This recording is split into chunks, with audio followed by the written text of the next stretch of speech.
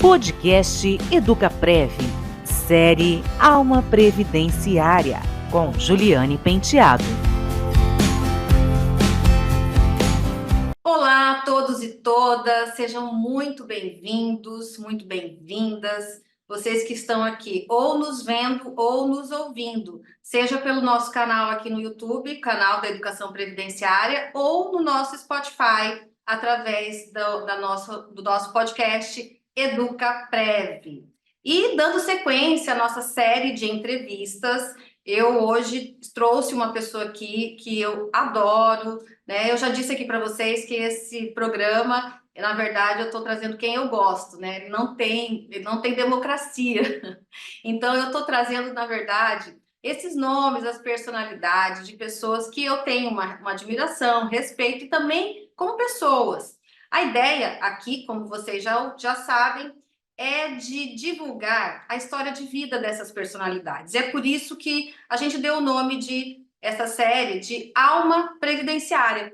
É trazer a alma dessas pessoas, porque quando se trabalha com o direito previdenciário, se você não colocar a sua alma e o seu coração, é muito difícil de você prosperar nela. E vocês devem saber por quê. O conceito de prosperidade, na verdade, ele não necessariamente está ligado à situação econômica, social, mas aquilo que te traz um propósito, que acende o seu coração. Então, quando você está alinhado com isso, é impossível não ser próspero. Bom, é assim que eu vejo as coisas. E essas pessoas que eu tenho trazido aqui, além de trazerem grandes lições, porque a vida de cada um, a história humana de cada um, por si só, já é uma grande aprendizado, né? São lições mesmo, já é um manancial de ideias que afloram e de situações que nos trazem realmente mais admiração. Então, eu estou aqui com esse querido professor. Ele é advogado, especialista em direito previdenciário e do trabalho, integrante do G4, atualização previdenciária. Ele é coordenador da pós-graduação em direito previdenciário do Max Juris, professor de diversos cursos de pós-graduação e extensão. Ele é membro da Comissão de Direito Previdenciário da OAB São Paulo e ele é coautor de obras doutrinárias, autor de artigos jurídicos para revistas especializadas em direito previdenciário. Ele é o querido Rodrigo Sodero.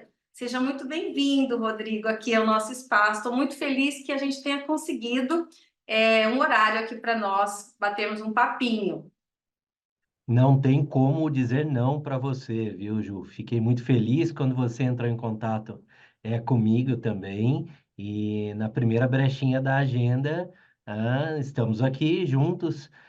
Muito legal a ideia também, do programa, né? Onde a gente pode bater um papo sem formalidade, né? Conversarmos além do direito previdenciário, falarmos um pouquinho sobre as nossas histórias, né? Tomara que seja legal, que vocês gostem, eu estou à disposição. Ah, legal, Rodrigo. Tenho certeza que as pessoas vão gostar. Você tem bastante seguidor, você é um cara que tem muito aluno, né, no Brasil todo, né? E é exatamente porque você tem esse carisma, essa simpatia, eu conheci você, eu acho que foi em 2017 que a gente se conheceu pessoalmente, num simpósio que você veio aqui na minha cidade. E realmente, o Rodrigo, né, como alguns já conhecem, ele tem essa simpatia, ele é a mesma coisa fora e dando aulas nos bastidores. Então, são pessoas que realmente têm um caráter humano. E o Rodrigo, eu fiz questão também de estar aqui, porque é uma pessoa que eu admiro também, e eu tenho certeza que vai ser bom para todo mundo. Então, vamos lá, Rodrigo, vamos contar um pouco da sua história. Bora. Rodrigo, a ideia aqui é você começar do começo. Vamos fazer uma cronologia. Sabe aquelas consultas de rural? Eu não sei se você faz rural ainda, você deve ter feito mais antigamente, mas Pouco, hoje eu pouco. acho que hoje, talvez, pela sua região, é menos, né? Mas o rural, geralmente, a gente faz assim, né? Quando é para ele lembrar dos fatos, a gente pergunta, quantos anos tinha teu filho? Onde que você nasceu? Então, mais ou menos isso. Me conta aí, de onde você vem? Quem é você, criancinha? Ah, legal, bacana. Bom, hoje eu moro em Pindamonhangaba, no interior de São Paulo, no Vale do Paraíba. Tô do ladinho de Taubaté, pertinho de São José dos Campos, de Aparecida, de Lorena, onde eu nasci, de Cachoeira Paulista, onde eu morei quando eu era bem criancinha. O pessoal que é católico, né, conhece muito Cachoeira Paulista por conta da Canção Nova. Em Cachoeira tem a Canção Nova, né, que tem uma repercussão aí bastante grande entre os católicos. E tô pertinho de Aparecida também, né, que não precisa nem dizer, terra de Uhum. Nossa Senhora de Aparecida. Você Não sou nasceu então em católico, Lorena. Você nasceu em Lorena, então. Você não nasci em nasceu Lorena. em... Ah, tá. Nasci em Lorena. Minha família morava em Cachoeira Paulista. Uhum. Quando eu nasci, meu pai era servidor do INPE, do Instituto Nacional de Pesquisas Espaciais, que tem uma base em Cachoeira Paulista e outra base aqui pertinho da gente em São José dos Campos, né? Uhum. A minha mãe, professora da rede pública estadual, professora de educação artística na época. Depois foi coordenadora, vice-diretora de escola. Hoje ela é aposentada aqui pelo estado de São Paulo, professora. E, pois bem, Cachoeira não tinha estrutura de hospital, como os meus pais gostariam, então eu nasci em Lorena, que fica coladinha ali em Cachoeira Paulista, que tinha mais estrutura. Na época, os meus pais tinham meu pai já 20, minha mãe 20 anos, né? Eles tinham 20 anos de idade, Super jovens, né? Super super jovens. jovens. Nossa. 1983, eu tenho 40 anos. Eu Hum. nasci em 9 de agosto de 1983. E tem uma coincidência aí. O meu filho mais velho, o Matheus, ele nasceu em 9 de agosto de 2008, Que bacana. no mesmo dia que eu. Você. É, e é para acontecer, né? Quando o médico disse, É, olha, pode escolher entre 10, se eu não me engano era isso, 10 ou 8 de agosto, ou 9, eu falei, bom, não é à toa que é para é. escolher, né? Então Mas tem que ele ser. nasceu por conta ou foi marcada a data? Aí foi marcado, ele disse, Ah, ó, foi pode escolher. marcado. Eu Entendi. falei, já que Já que vai existe essa escolher, né? possibilidade, né? Vai que Leonino, seja. pai leonino que sou. Leonina, é verdade, que esteja no meu dia. Olha, mas veja, né? Os meus O aniversários Simba. agora. Ô, Ju, mas agora os meus aniversários não são só meus, É verdade. É a generosidade do leão. É o leão. não é? Cuidando da cria, né, e tal. É. Mas Ô, Rodrigo, o seu pai trabalhava no INPE, então ele não era advogado ainda. não, cara, a história do meu pai, Depois que ela ele foi é para. longa, assim. Mudou a trajetória. Sim, Ele a era o quê? família do meu, Engenheiro? ele fez engenharia. Mas Aham, veja, a história da família do meu pai é de bastante dificuldade, assim, bem, aham. eles eram bem humildes, bem simples. O meu avô era leiturista da Light. A Light era a empresa de energia aqui do estado de São Paulo. E trabalhava na rádio como comentarista de futebol também. Uhum. A minha avó, no início, era dona de casa, depois deu algumas aulas esporadicamente.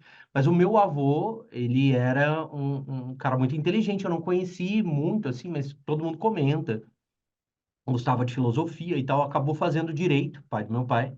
Mas sempre eles com bastante dificuldade. Depois a minha avó fez direito. Eh, o meu pai se enveredou também pelo direito.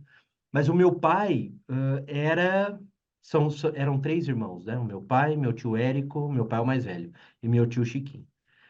E Francisco, né? A gente chamava de Chiquinho. Mas ele sempre com bastante dificuldade. Então, o meu pai, a época que ele me conta, assim, que mais me marca, é que ele trabalhava de manhã na farmácia do Inamps, saía, almoçava no caminho, comia alguma coisa que ele levava, ia trabalhar numa oficina mecânica, trabalhava na oficina mecânica e depois ele ia estudar. Uhum. Então, essa era a rotina. Depois ele conseguiu o emprego no INPE, no Instituto Nacional de Pesquisas Espaciais, e aí as coisas melhoraram, acho que foi bem a época que eu nasci, pelas lembranças assim que eu tenho das histórias que ele conta. E se formou, eu já, acho que foi em 1988, eu nasci em 83, né? Então eu tinha ali os meus 5, 6 anos de idade. Pequenininho. Ah, tá. Então, na verdade, a sua memória, né, nem tem muito dele fazendo outra coisa, né? Na sua memória infantil. Tem do INPE, porque eu lembro que eu ia muito ao INPE, lá tinha a ADC, que era o clube, né? Então a gente ia, frequentava. Meu pai sempre foi envolvido com a política e tal, então ele era o presidente da ADC, ele trabalhava no sindicato. Também, quando ele foi para o INPE, aí ele já se enveredou para o sindicato, virou dirigente sindical na época. E a gente frequentava muito, todo mundo conhecia meu pai. Meu pai já era, começou a ser uma pessoa popular, assim, né? É onde ele trabalhava. E aí, quando ele se forma em direito, ele começa a pensar: bom, Cachoeira não tem espaço, Cachoeira Paulista não tem espaço para eu trabalhar. Para onde eu vou? E tinha a família do meu avô paterno aqui em Pinda. E Hum, Pinda tem as indústrias metalúrgicas, ainda tem bastante fortes. Na região, a gente tinha bastante automobilísticas, ainda tem algumas, mas algumas fecharam recentemente, né? Todo mundo sabe disso. uhum, Taubaté, São José dos Campos, enfim. E aí ele resolveu investir em Pinda. Ele veio um pouquinho antes, abriu o escritório e passado um tempo a gente veio. Aí viemos eu, minha mãe e a minha irmã, a Paola, na época. Você é o filho E mais velho? Você é o eu filho sou mais mais velho, velho, né? Tá. sim. E aí você pequenininho, morando, aí já tinha o quê? Mais de 5 anos, 7 anos? Quando a gente veio para Pinda, eu tinha 10, Ju. Ah, você já tinha 10, tá. 9, 10, né? Ah. Então, na verdade, a maior parte, assim, é aí mesmo, né? Você É. já está enraizado. E aí, como que você era na escola, quando criança, assim? E como que era também para você depois que vieram seus irmãos? Qual que é a diferença de idade entre vocês? Bom, como eu era na escola. A gente se mudou de Cachoeira para Pinda, né? Acho que eu estava na terceira série do ensino fundamental, no terceiro ano na época. E foi um baque, né? E tal. Mudar os amigos e tudo mais. Demorei um pouquinho para me adaptar aqui. E, e mas, bom, o que que eu me recordo bastante, assim, né? Uma fase difícil de adaptação. Eu era gordinho, assim, também tinha um bullying, sabe? Com isso, Ah, isso que me tá. incomodava. Uhum. E Ah, nessas, a gente tem umas coisas de criança assim, né? Como que a Tá me gente fazendo guarda, lembrar, né? assim, cara, o É, que me marcou, né? Mas eu sempre, por outro lado, eu sempre gostei de conversar com as pessoas, de fazer amizade e tal. Gostava de jogar bola bastante, sempre gostei de esporte, assim. Me dava bem mesmo nos sendo esportes. gordinho. Ah, se dava bem E, sendo gordinho. e mesmo sendo gordinho no esporte, né? Que Aham. é uma dificuldade, né? Que É. pode existir e tal. E Ah, mas às vezes depois, você tinha habilidade. Você fazia o quê? Bola, sim, futebol? gostava muito de futebol Ah, tá. e eu tinha, assim, uma habilidade para isso. Depois, com uns 12, 13 anos, a gente começou a ter capoeira na escola. E aí eu me enveredei para, ó, as histórias, né, que a gente vai lembrando, para capoeira, comecei a treinar. E aí pegou aquela época que a criança dá um estirão, né? Eu Sei. emagreci, meu, mas fiquei muito magrelão, assim. E treinando muita, jogava muita capoeira, e jogava bola, fazia muito esporte, sempre gostei. E Uhum. aí foi bem legal essa fase, assim, para mim, sabe? Me Uhum. marcou bastante. E treinei até os 17, talvez, dos 13 até os 17, acho que foi isso. Aí depois entrei na faculdade com 17, né? Já entrei na faculdade com 17. Aí mudou tudo, né? Como que foi para você isso? Eu queria chegar nesse ponto aí, antes de você passar. Você era muito estudioso, você era aquela pessoa, aquele aluno que pegava o básico, Mediano. mediano, mediano. Eu gostava de assistir a aula, prestar atenção na aula, e atenção, eu é vejo essa aprendido. característica, Aham, eu vejo muito essa característica no Matheus também, no meu mais aham, velho. Hoje ele está com 15, né? Entrou no aham, ensino médio agora, no início de 2024. E eu prestava mais atenção na aula e estudava, sim, em casa, estudava, mas estudava pouco, aham, não era de estudar muito, não. Quando eu aham, tinha alguma dificuldade maior, eu entendia isso e aí eu me dedicava mais ao estudo. Mas sempre aham, foi assim. Você me perguntou antes da gente passar para, talvez para a faculdade, bom, enfim, aham. mas respondendo a sua pergunta, Irmãos, né? irmãos, é. Bom, o que que acontece? Logo quando a gente se muda para Pin, a Paola já veio, né? A Paola é de 86, eu tenho 40, a Paola tem 37. A gente tem uma diferença de 3 anos. A Paola também é advogada, Uhum, trabalha com a gente, é uma das sócias aqui do escritório. Hoje, os sócios são eu, meu pai, a Paola e a esposa do meu pai. uhum, Então, quando a gente muda para Pinda, passa um pouquinho, os meus pais se divorciam. uhum, Então, meu pai estabelece um outro relacionamento, logo em seguida, segue, e a minha mãe vive sozinha por um tempo, e depois ela tem um companheiro que vai morar com a gente, que é um cara que foi super bacana, marcou muito a minha vida também, o Marcos, uhum. Marcos Boca. Ah, Ele era, olha que interessante, né? Ele fez artes. Ele era cantor, músico, que cantava, legal! cantava, tocava violão, e foi a época que eu aprendi a tocar violão, que Você eu, toca violão, né? Lembrei que você toca ó, violão. Você tem essa coisa mesmo artística, lembrei disso. Que brinco, assim, interessante, Rodrigo. Olha, você sabe que eu, só te cortando aqui, toda não, vez que eu claro, ouço aqui alguém que vem, eu adoro entender eu adoro as pessoas. Eu acho que cada pessoa ela tem tanta riqueza dentro dela, as histórias, as coisas que passam. E eu acho tão interessante a vida e como que a vida vai fazendo mesmo os encaixes para a gente tornar o que a gente é, né? Porque, ó, é, olha só, se você for analisar você já parou para pensar nisso? Você tem uma profissão que é a do teu pai, você também tem a profissão que é a da tua mãe, e você está acabando de contar para mim aqui que essa pessoa que passou na tua vida, se você vai terminar de contar ainda, você também pegou dela uma coisinha, né? Olha como que nós é, somos, na verdade, um resultado de várias experiências e o como que a gente pode aproveitar o melhor delas para florir, para frutificar na vida, né? E é tão é. lindo quando a gente vê isso. Eu só queria fazer esse detalhe. Eu sou, acho incrível isso, acho isso magnânimo na vida. Eu acho lindo isso. E é tão Como bom as quando a gente vê que pessoas, as né? pessoas pegaram as coisas boas. A gente tem uma E as mania, sabe pessoas, do quê? De pegar o que é ruim, uhum. né? Eu acho que o lance das pessoas, né? Como as pessoas marcam as nossas vidas, né? É gente que passa pela nossa vida, né? E tem que continuar passando, e a gente tem que continuar Isso, pegando e aproveitando e amando, enfim, né? isso. E o E Marcos foi aí um essa cara muito pessoa passou na importante. tua vida, o Marcos Boca. Pô, ele foi muito importante, cara, porque era uma época, meu pai já era divorciado da minha mãe há algum tempo.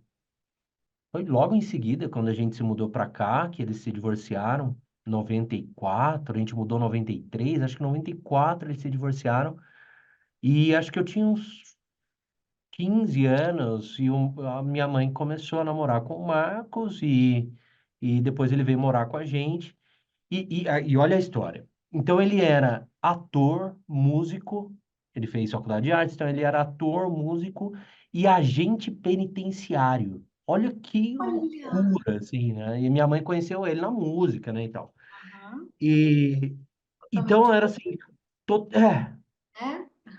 e ele era um cara que sabia lidar bem com os presos, assim, né, em geral. A gente conversava sobre isso.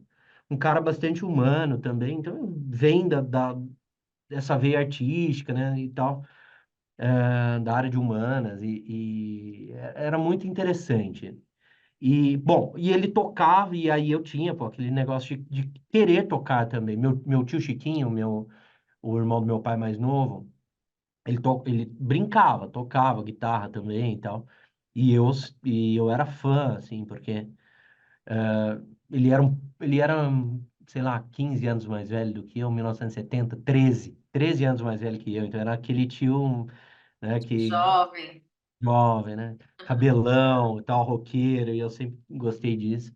E sempre quis tocar. Então, meu tio me ensinou no o comecinho ali, eu tinha uma noção, e depois o Marcos me ensinou o resto, no violão, e aí eu fiz aula de canto na época. Pô, gostei mesmo, assim, do negócio. Cheguei a tocar um pouquinho com ele, às vezes eu brincava, né, de tocar junto. A gente tinha equipamento de som em casa, eu tenho ainda equipamento de som na minha casa agora. Bom, mas foi Até bem hoje legal. você faz isso como um hobby, então. Faço. Faço como um hobby. Quando dá tempo agora, né, Ju? Porque agora são Aham. tantas tarefas, né? Pois é, mas não pode E, perder total, né? é, mas tem meu violão lá, quando a gente junta. Montei um videokê em casa. Ai, que delícia! A Seus, gente, a seus gente... filhos gostam? Seu filho? Ó, o Matheus não... Esses dias ele tava me dizendo, eu quero aprender a tocar violão. Mas, Ju, essa geração, eles querem, né? Mas eles não querem pagar o preço, às Trabalho. vezes. É, você também pensa igual a mim? Eu não sei o que fazer. Eu estou preocupada com o Eu quero planeta. aprender a tocar violão. Eu falo, então senta aqui, vou te mostrar, olha. Eles não É querem o assim, esforço. Eu não sei o que fazer, o que vai acontecer com esse mundo, Rodrigo. Eu tô é assim, ruim a gente generalizar, né? Mas, não cara, eu é? percebo Sim, não isso dá para muito. generalizar, com certeza. Mas eu tenho visto isso uma frequência é, impressionante, assim. Mas termina O lá, Ma- vai, termina sua não, história. o Eu Matheus quero saber, quer, estou curiosa. ele quer, mas não quer aprender, né? É, E aí é difícil, porque são as etapas, né? A gente precisa aham, aprender. Ninguém nasce monstrão, né? aham. Sabendo tudo, É né? exatamente a ideia do programa é essa. Exatamente esse o Uhum. ponto, Rodrigo, porque a gente tem alunos. Esses dias eu recebi uma pessoa falando comigo. Ah, minha vida, a sua vida é cor-de-rosa, minha vida não é cor-de-rosa igual a sua. Ela não quis fazer de forma pejorativa, mas eu falei assim: ai, meu Deus do céu. Mal Olha a sabe. imagem que as pessoas pensam, né? Que não é assim cor-de-rosa, né? Só É. a gente põe o rosa na roupa só. Mas e daí? Você foi aprendendo e você falou que você tentou isso com o seu filho, a gente voltou, saiu do assunto, mas volta. Assim, então, a gente estava falando da minha irmã, enfim, né? E aí eu lembrei do Marcos e tal. E aí a Paola veio, obviamente, a gente veio junto pra Pinda e tal. E a E Paola o que que aconteceu parceiraça. com o Marcos? Cara, o Marcos, depois do relacionamento dele com a minha mãe não rolou, eles acabaram se separando. A gente acabou é o Distanciando normal, né? natural. Se distanciando um pouco, mas sem nenhuma briga, nada disso. Às vezes nos encontrávamos. E aí, infelizmente, ele faleceu, cara, num acidente. Ah, Putz, foi um negócio maluco. Na serra aqui da estrada do Oswaldo Cruz, que liga Taubaté ao Ubatuba. Ele andava de moto, me ensinou a dirigir, a andar de moto também, né? Enfim, foi o meu segundo pai, né? ah, O E aí, um dia ele estava indo de Taubaté para Ubatuba, se perdeu na estrada. Eu não sei exatamente se ele se perdeu na estrada e acabou sofrendo um acidente e faleceu, ou se ele teve um problema, um ataque no cardíaco e acabou caindo e, bom, faleceu. Infelizmente. Foi triste demais para mim. Eu fiquei sabendo, Ju, depois que já tinha acontecido tudo, ele já tinha sido enterrado, enfim, foi assim um negócio nem maluco conseguiu para se mim. despedir dele, né? Que assim, Nada. aquele ritual que a gente que é importante, né? Você ir. É, mas foi um cara super importante para mim e para Paola também. A Paola toca violão também, gosta de cantar, né? Então, bom, foi um cara muito bacana. Eu lembro dele levando a gente no show do Legião Urbana Cover. Que Assim, legal. cara, as coisas que a Gurizote, gente. você é o quê? 15, 16? Eu tinha uns 16, a Paola tinha uns 13, assim. Pô, Legal. foi muito legal. A gente aproveitou muito juntos. E você perguntou dos irmãos, né? E aí, desse segundo relacionamento do meu pai, com a Gorete, tem o Filipe. O Uhum. Matheus tem 15, eu acho que o Felipe tem 13, né? É isso, 12 ou 13, acho que 13 agora. E também é belezinha e tal. Meu irmão por parte de pai, Uhum. né? E, Então, e aí você entra na adolescência aí nessa fase com já vivendo assim uma perda, de certa forma, que para você foi dolorosa por conta da morte do o Mar. Marcos foi mais recente. O Marcos foi mais Ah, foi mais recente. recente? Foi, Ah, foi pensei mais que era. recente. Ah, É, então foi foi há mais pouco. recente. O Matheus já tinha nascido. E eu lembro que a gente estava viajando, eu estava no carro, quando a minha mãe me ligou e falou, olha, o Marcos faleceu e tal, e já aconteceu tudo, bom, Hum, mas foi entendi. mais recente. Tá. Bom, daí nessa adolescência você decide como que você era na Uhum. adolescência. Você era um rapaz animadinho ou você era um rapaz mais tímido? Eu acho que não.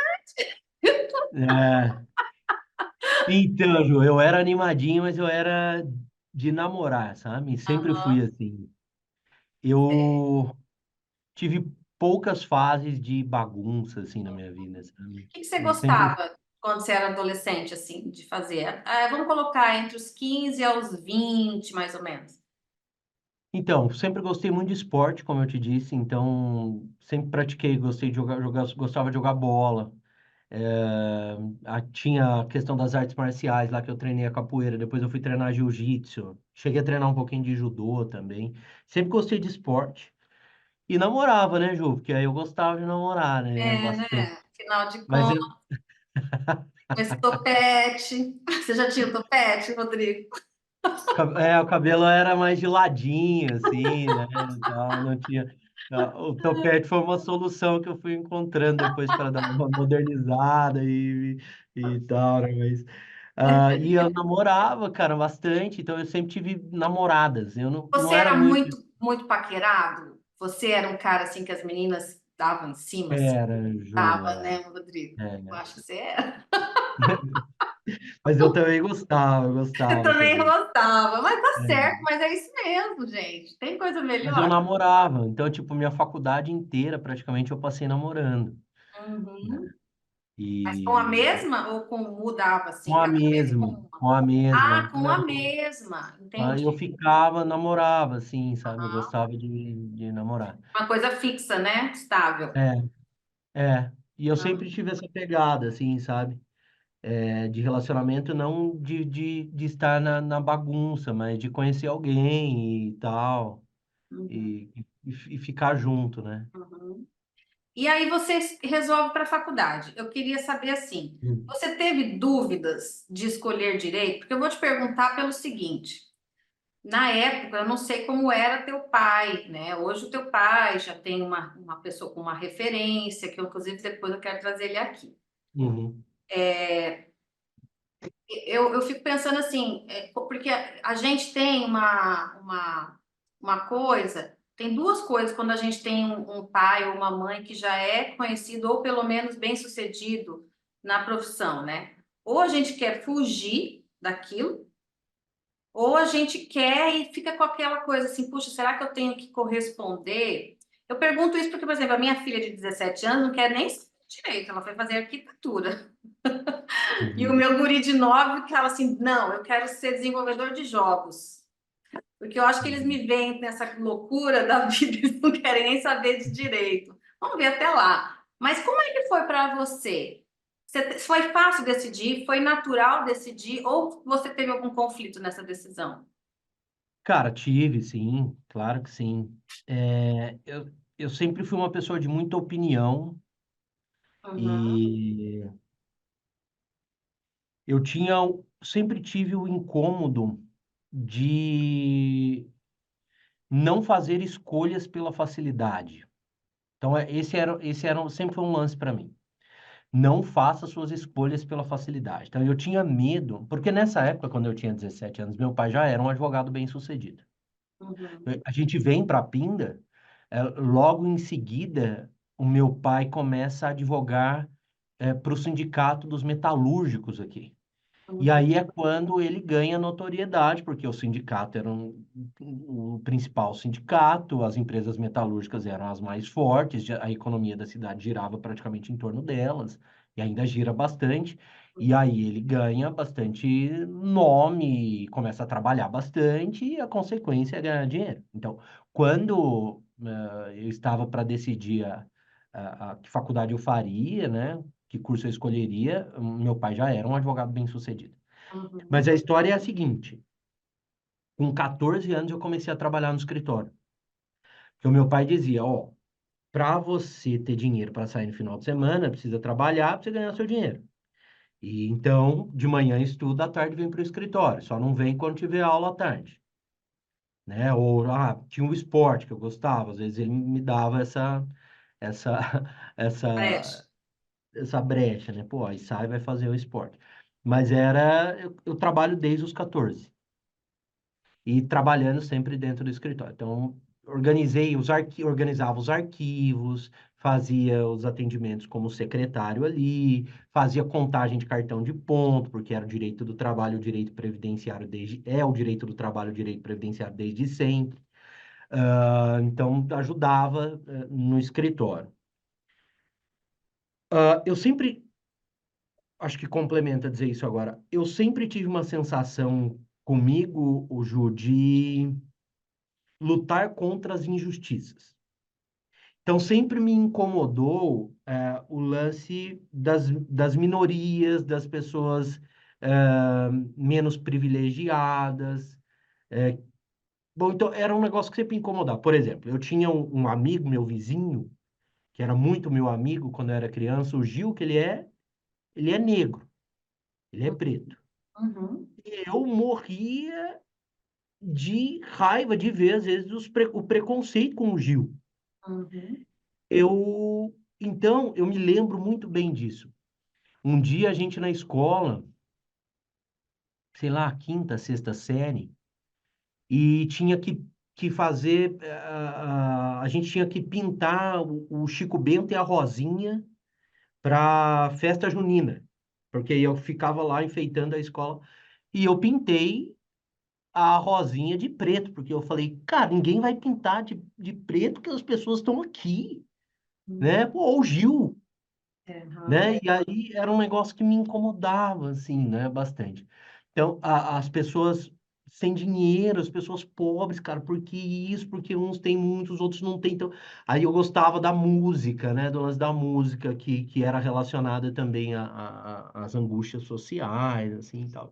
Então, era um negócio que me pegava muito. E isso tinha tudo a ver com o direito previdenciário, direito do trabalho, né? Que era o foco do escritório. Ah, então, isso sempre me incomodou as minorias mesmo, assim, né? Eu sou assim até hoje e tento passar isso para os meus filhos. E a minha esposa também é, que inclusive é advogada e tudo mais, né? Daqui a pouco a gente chega lá. Uhum. Mas aí quando eu fui escolher a faculdade, o curso, com 16 anos ali, 17 anos, o meu medo era tomar a decisão pela facilidade. Então eu tinha esse negócio dentro de mim, cara, eu acho que é isso, é o direito e tal, mas, meu, será que eu não estou tomando a decisão pela facilidade? Porque eu também gostava da educação física, porque eu sempre gostei do esporte. Eu também gostava da psicologia, porque eu gostava de gente. Eu também gostava da veterinária, porque eu sempre gostei de bicho. A gente estava falando aqui antes, pô, minha cachorra a minha cachorra tá na veterinária aqui, eu tô com o celular aqui no Acompanhando, stand-by, né? acompanhando. E aí eu falava, meu, se eu tomar essa decisão pela facilidade, o meu pai sempre incentivou, sabe? O direito, o escritório, não sei o quê. Cara, eu não vou tomar decisão pela facilidade. Então, para mim era assim, eu preciso estar convicto disso. É. E aí fiz trocentos testes vocacionais. Aliás, esses dias eu entrei aqui no escritório, dei de cara com uma das psicólogas terapeutas, eu não me lembro exatamente qual, eram duas, a atividade dela ali, que fez o meu teste vocacional. Ela estava Legal, sentada para ser atendida aqui. Eu falei, mas você trabalhava? Eu trabalhei, hoje eu sou servidora aposentada do INPE. que legal. E aí eu vim aqui para me consultar, não sei quem e tal. Falei, nossa, você fez meu teste vocacional. Ela, nossa, quanto tempo isso? Pô, eu tenho 40, eu tinha 16, 17, 23, né? 20 e poucos anos. Poucos anos. Muito, muito legal, né? E aí eu fiz tudo, dava direito, João. Tudo dava direito. Dava direito, cara. Aí eu falei, bom, Uma então eu segunda opção, assim, segunda opção tinha também? Ou não? tinha a Vai parecer, psicologia, não, aí tava ali psicologia, né? dentro do que a Para mim psicologia. dava direito, psicologia e assistente social. Então, Os três. falei, bom, Engraçado. então é o E direito. aí? Aí eu me formei no ensino médio, com 16, 17, né? Uhum. Entrando na E fiz faculdade. aí fiz um cursinho rápido Uhum. e fui tentar a pública, e aqui tem a Unital, que é Taubaté, que é do ladinho, universidade privada, que na época era bem conceituada e tal. Tenho um amigo que é meu compadre, muito próximo, o Aloísio, estudou comigo no ensino médio, virou meu amigo, meu amigão, assim, um dos meus melhores amigos. E eu conversava muito com o Aloísio sobre isso. O Aloísio, a mãe dele era assistente social. E ele perdeu o pai muito cedo, o pai era médico. Ele tinha uma vida muito humilde e ele falava, cara, eu não tenho opção. A minha opção é a faculdade pública. Você tem opção, porque você consegue fazer a privada. Se você tiver em Taubaté, a gente conversando, né? Eu me lembrando aqui. Se você tiver em Taubaté, você consegue ir trabalhar no escritório do seu pai, você vai ter o aprendizado aqui. Então, eu acho que você tem essa escolha, cara. Se você fizer a faculdade pública, você vai sair, vai ter um aprendizado talvez melhor, teórico e tal, mas não vai ter a prática do escritório do seu pai. Bom, Tem que vamos, pensar faz as tudo, coisas. né, e tal. Bom, eu fiz o Nesp na época, foi o único vestibular que eu prestei para faculdade pública, não passei, passei na Unital. Uhum. Aí eu coloquei isso na balança, lembrei muito dessa minha conversa com a Luísa na época, a gente conversou de novo e eu falei, bom, é isso, cara. Meu amigo, né, era meu braço direito, assim, na amizade, e conversei com meu pai, bom, fui fazer a Unital. E aí fui fazer a faculdade aqui do ladinho de Pinda. Taubaté tá, só para você ter uma ideia, a uns 15 quilômetros de Ah, Pinda, super pertinho. né? E aí fiz aqui. Para não perder o Aloísio da história, que é um cara importante para mim, o Aloísio fez o cursinho rápido lá na época junto comigo, não passou em nenhuma pública, ele queria engenharia da computação, ele fez uma prova que o cursinho deu para ter bolsa, conseguiu a bolsa integral no cursinho, fez um ano de cursinho. Hum. E aí depois ele passou na USP, na Unicamp, na UFSCar, na Unesp, aí ele pôde escolher. E fez Unicamp, Engenharia da Computação, e hoje ele é o engenheiro-chefe do Facebook na América Latina. Olha, Hoje Meta, né? Hoje é a Meta, né? E hoje aham. ele é o engenheiro-chefe Só da que Meta na bacana. América Latina. É um Muito cara bom. muito legal. Eu tive a oportunidade, você falou, você tem muitos seguidores, era no começo da nossa conversa e tal, e eu gosto muito das redes sociais, trabalho as redes sociais, né, por conta da docência, especialmente, e Aham. a gente vai levar o escritório para esse lado a partir desse ano também. Uhum. Espero que dê tudo certo para isso, a prospecção no online, mas eu tive a oportunidade, por conta do Aloysio, de conhecer a sede na época Facebook, né, em São Paulo, e vi lá como funcionava a área do Face, do Instagram, do WhatsApp, as salas de reunião, toda a tecnologia da empresa, né, a cultura da empresa. Foi muito, muito legal, cara. Então você mantém contato com ele até hoje. Até hoje. Você Eu sou ainda padrinho de tem. casamento Ai, dele, que ele mora em São legal. Paulo hoje, né? Meu amigão, a mãe dele mora aqui, a gente tá sempre se falando. Ai, É isso. que importante essas histórias, né? Porque mostra bem como que a vontade, a determinação, ela supera, né? Muitos obstáculos. Muito bacana saber disso. E aí você, É, quando entra na faculdade, tá? Você fez direito. Vocês já tinham, então, a ligação com os direitos sociais, né? Porque é. seu pai já trabalhava com isso. Então, para você foi natural o previdenciário ou você ainda tentou seguir outra área? Na faculdade de Direito, Ah, qual matéria que todos os alunos falam, nossa, estou apaixonado, é isso que eu quero para minha vida, penal, né? É direito penal, né? Então, penal. na época, me Geralmente os balançou. professores são os mais legais, né? Aquelas histórias, né, do crime, Exatamente. o júri e tal.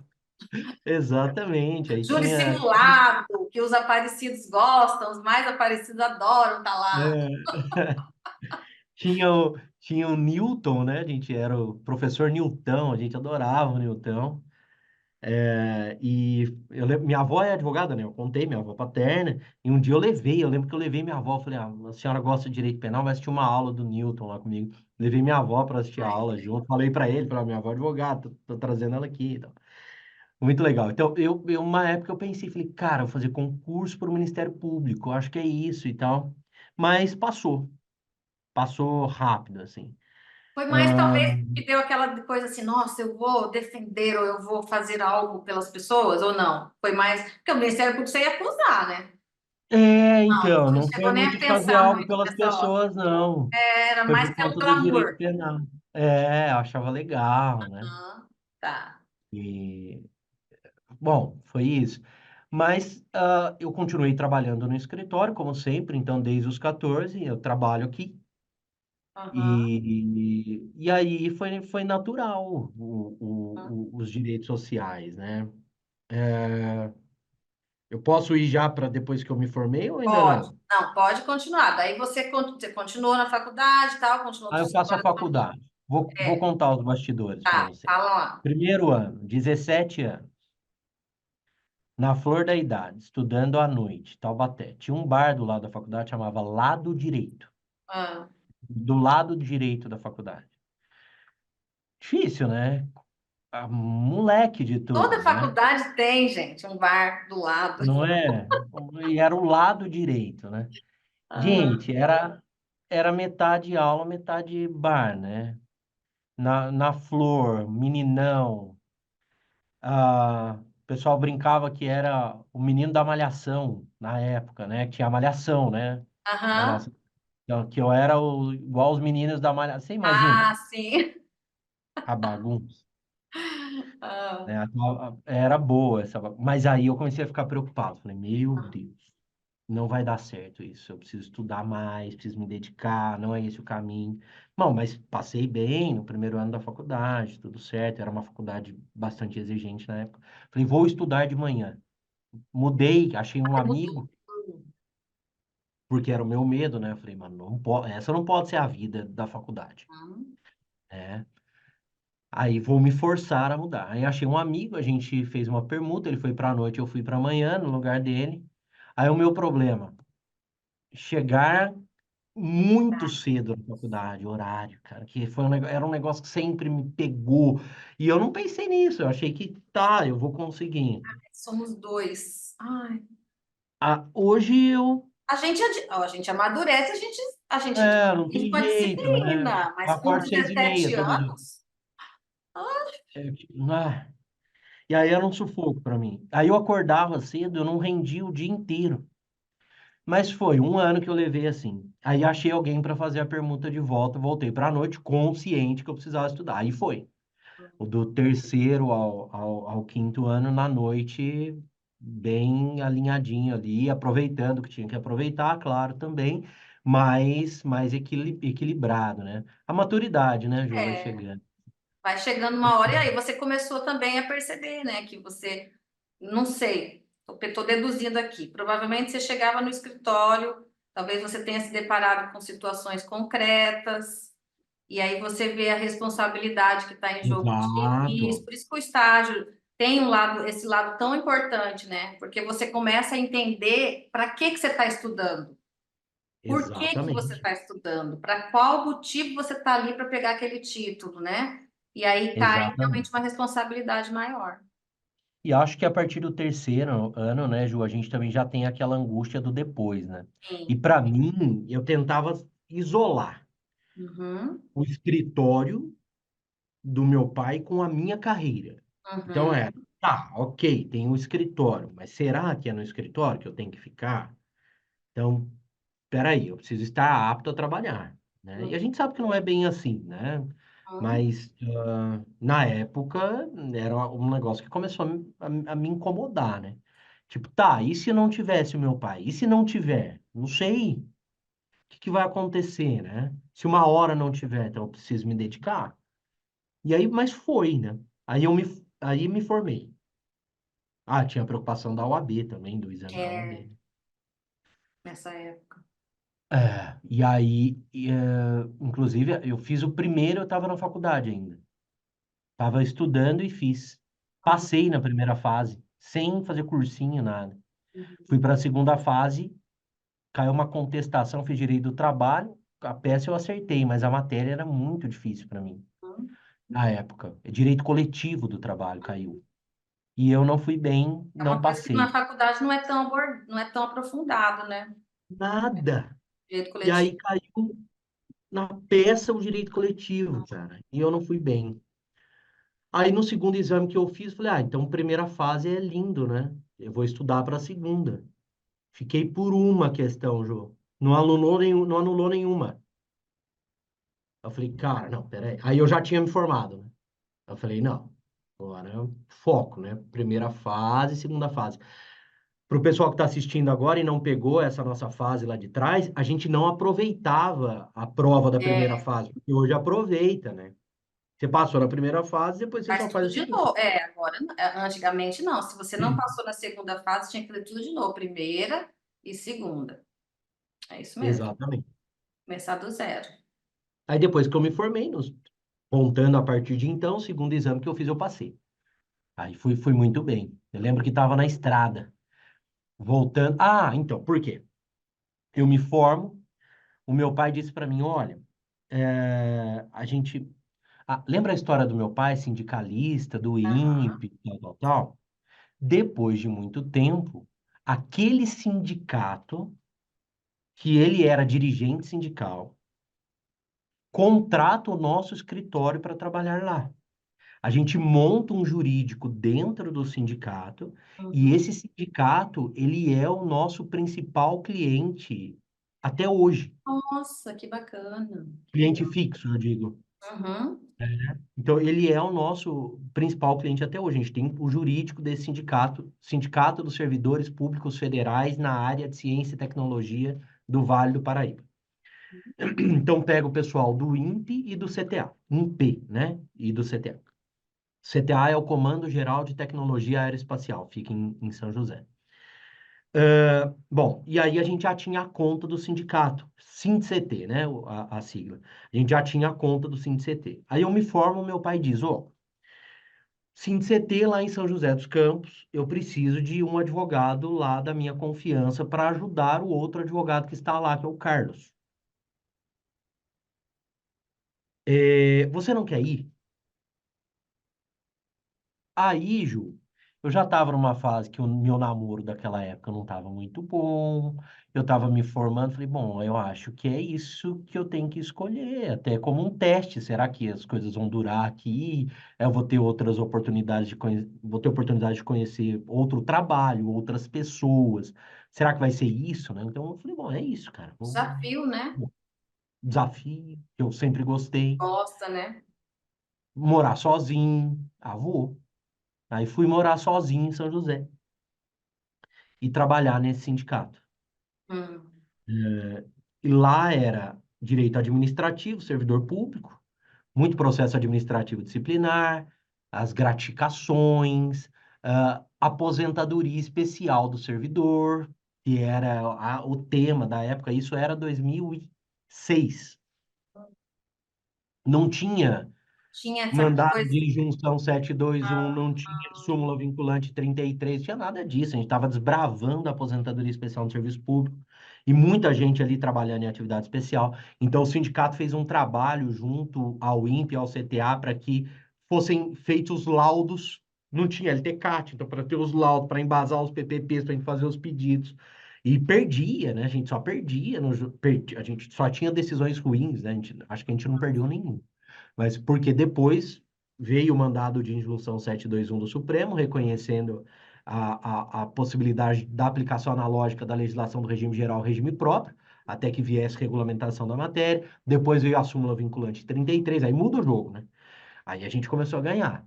Hoje a gente executa esses processos, assim, não gosto de ficar falando em valores, mas é a coisa mais linda do mundo, né? sim, imagino, posso imaginar, nem precisa falar os valores, porque dessa época.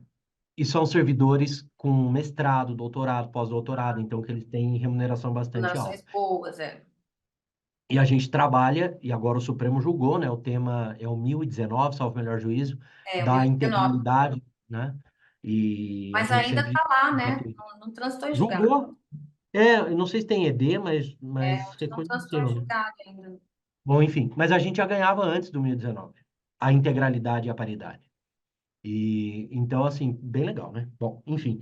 E aí, cara, isso pra mim, essa decisão mudou minha vida. Por quê?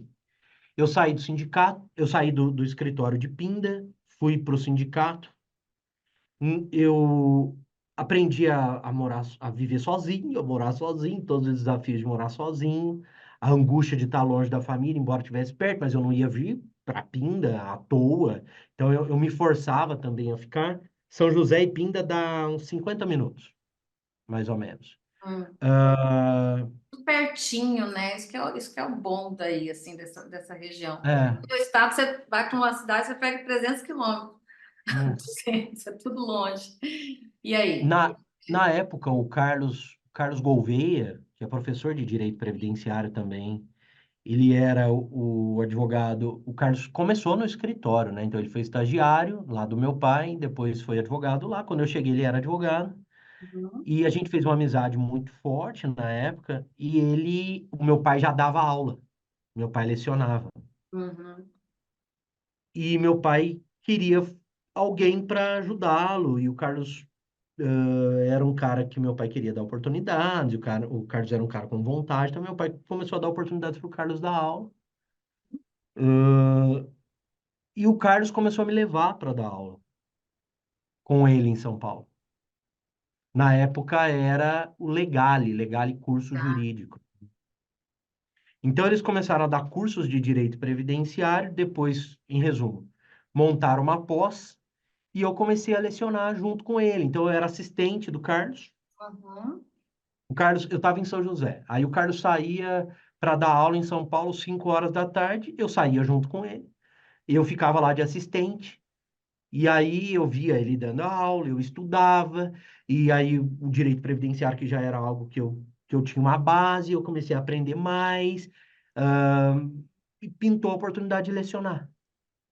Um dia já tinha a pós, aí tinha a pós e um curso. A professora da pós faltou. No mesmo dia eu estava lá com o Carlos de assistente dele. Aí ele falou: Putz, a professora da pós faltou, cara, e agora o que eu vou fazer? Não tinha professor, a sala cheia, sem alunos, presencial na época. Aham. Que eu faço? Falei, cara, eu dou aula. Você me deixa falar sobre aposentadoria especial do servidor, porque é o que eu tenho mais intimidade, é o que a gente faz todo dia. Pô, eles não tiveram essa matéria ainda, você fala? Eu falei, falo. E aí fui. E começou assim. Que Aí eu legal. dei uma aula, os alunos gostaram, com toda a insegurança que eu tinha, com todos os defeitos que eu vejo na época, que eu tinha na época, né? Mas é Isso assim, foi em né? que ano, Rodrigo? Que ano, você lembra? 2007, 2007. Uhum. finalzinho de É aquele 2006. medo, né? A primeira vez que você vai dar uma aula assim para as pessoas, a gente quase morre de dor de barriga, pelo menos eu, quando as primeiras vezes assim. Mas a gente vai, Ó, finge que tá assim, tá tudo, finge que tá muito tranquilo, que não tem nenhum medo, mas vai, né? É muito eu tinha legal, 23, muito 23, jovem, 24 anos, jovem, né? jovem. Uma sala lotada. E aí comecei a lecionar, cara. A ter essa oportunidade. O Carlos e meu pai coordenavam a posse, eles coordenavam em conjunto. Eu Hum, comecei a dar aula, bastante aula, os alunos curtiam, eu comecei a curtir também, comecei a me aprimorar. Eu vi que o lance da didática era importante, comecei a perceber o que aí, isso eu acho muito legal, né? Você entender qual é a sua, tentar entender qual é a sua deficiência, se esforçar para melhorar, né? Então, é. eu vinha com o Carlos de carro à noite, de São Paulo para São José, e ele começou a assistir algumas aulas minhas, então ele me liberava, né? Ah, dá aula aqui. E ficava assistindo as minhas aulas. E aí, quando a gente voltava, eu falava, cara, o que que você acha que eu tenho que melhorar? Mas você tem que falar para mim a verdade. Não pode, é de amigo. Então não pode fingir. Eu tô falando. Ó, eu acho que você tem que melhorar nisso, eu acho que você tem que melhorar naquilo. E eu nunca levei isso pro lado negativo. Aham. E aí eu, cara, tá, beleza, então eu vou estudar isso. Cara, você acha que se eu falar assim, os alunos vão gostar? Vou testar. Aí eu ia explicar, e eu explicava daquele jeito, pô, acho que deu certo. Pô, deu certo, cara. Ah, deu errado. Então a gente teve muito essa troca. A gente ia junto, Jô, e voltava junto todo dia. E eu fiz isso, eu acho que até eu vim pra Pinda, que a Roberta ficou grávida, depois eu conto da Roberta. Fiz isso por 3 anos. Então, isso foi muito aprendizado, cara. A gente cresceu muito.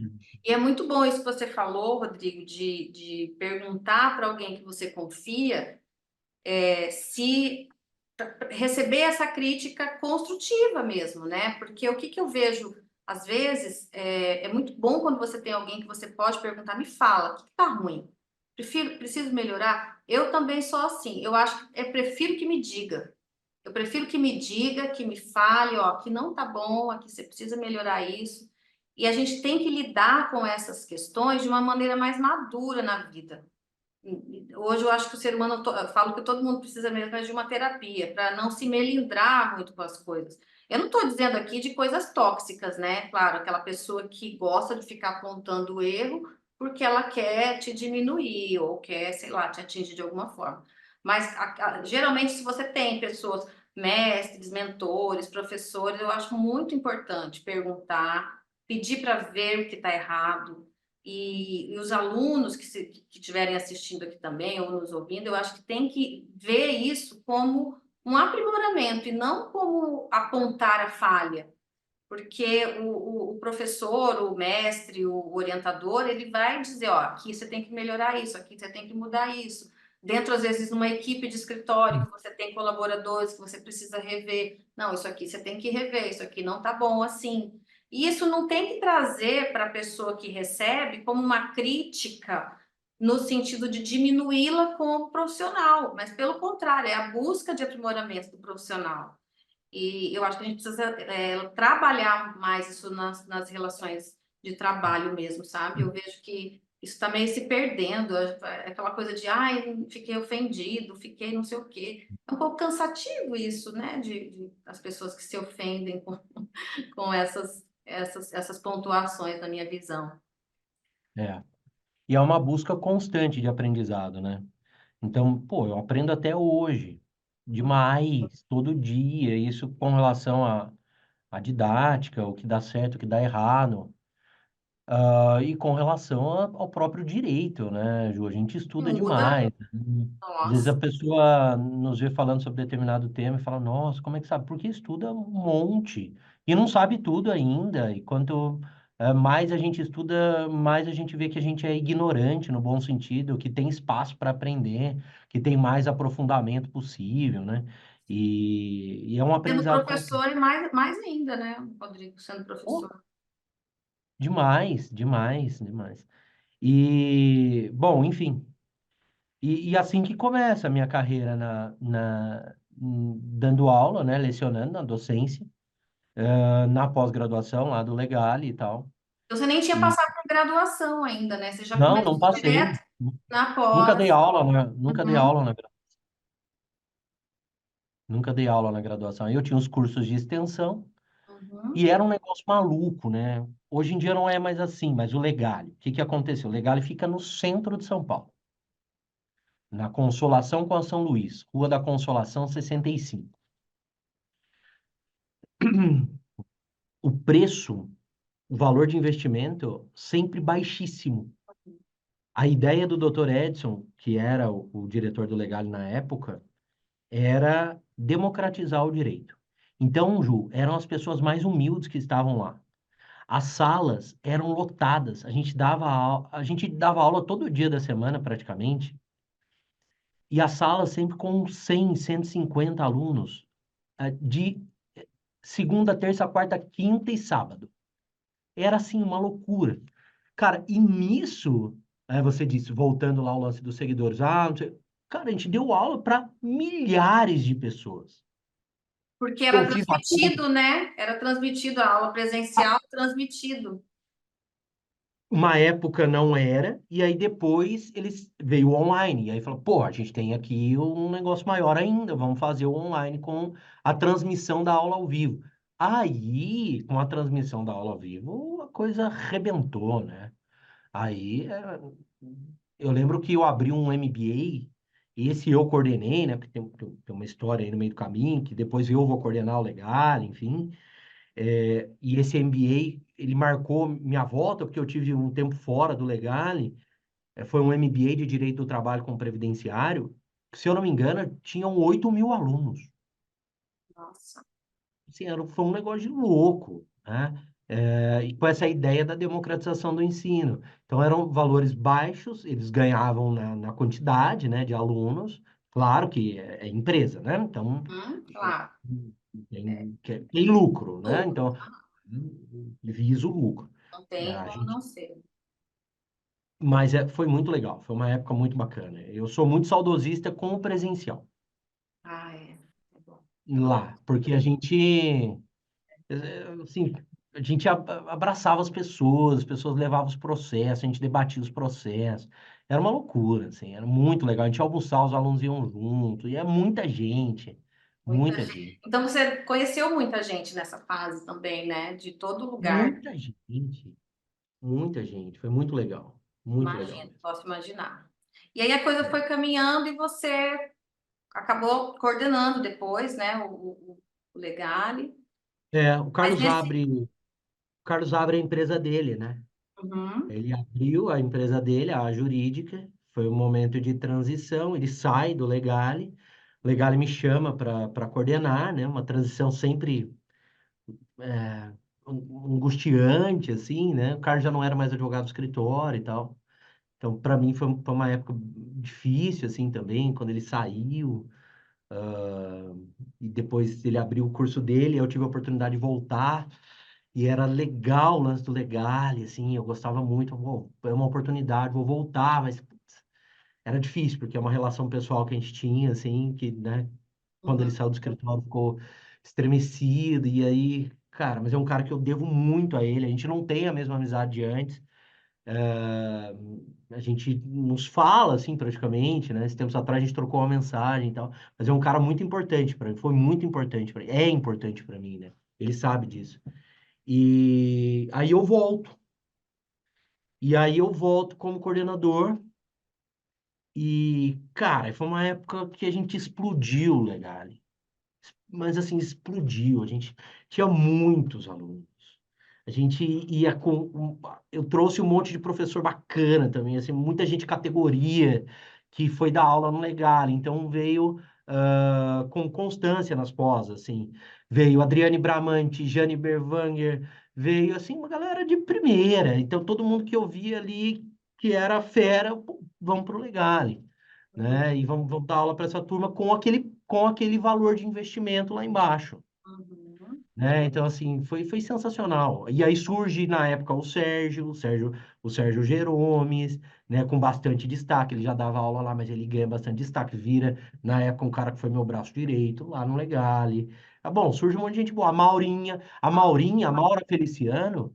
Sabe qual é a história da Maura na docência? A Maura foi minha aluna. Sei, um dia ela me contou, vou trazer ela aqui ainda também para contar a história dela. E aí ela Sei, foi a minha assistente de classe, minha monitora, como ela me o contou um Sérgio, dia. como, Uhum, como eu era do Carlos. sim. E aí, um dia eu não. Olha como as histórias se repetem. Um dia eu não consegui chegar no horário, peguei um trânsito danado, fiquei na marginal travado. Falei, Maura, Assume você aí. tá nada para dar aula. Reabilitação profissional. Olha, eu me lembro do tema.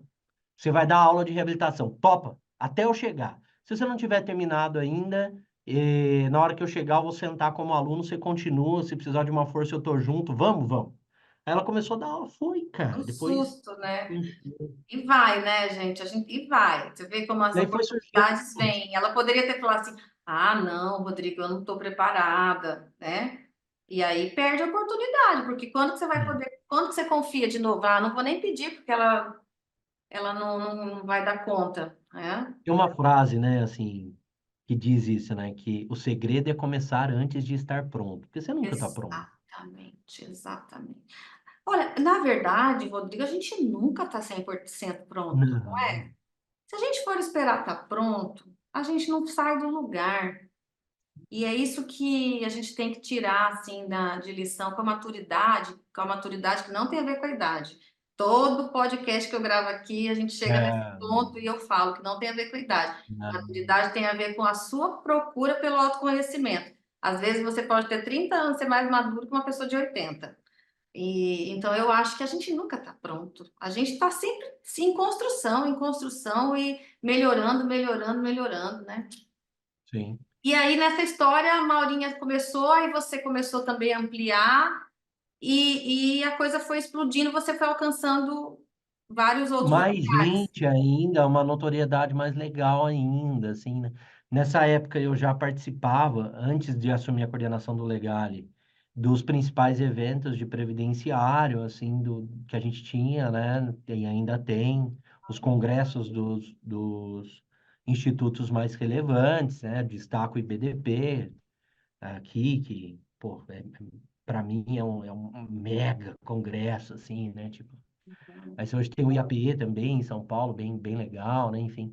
Mas eu já participava desses eventos, já tinha uma notoriedade. E com o Legal explodindo daquele jeito, aí foi mais legal. As redes sociais, o Instagram surgindo muito forte, né?